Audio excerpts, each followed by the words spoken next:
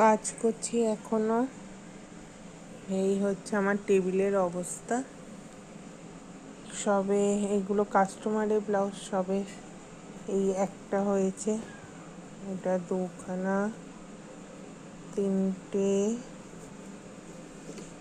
যা আটকে গেছে, এই যে তিনটে, এইটা নিয়ে চারটে,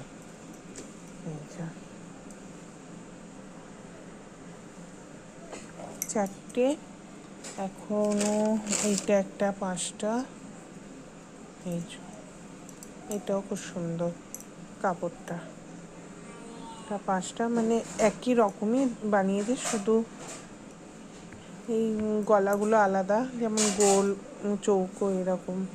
এইটা পুরো তো হাই নেক হয়েছে। এখনো অনেক বাকি এখানে জমে আছে, এই প্লাস্টিকে জমে আছে, আর এই শাড়ি এখনো আছে, এগুলো ব্লাউজ বানাতে হবে। সব লাইলিং এনে এখানে না হলেও 10টা মতন লাইলিং আছে, এগুলো বানাতে হবে। মানে ঘেঁটে বসে আছি, আর কিছুই না।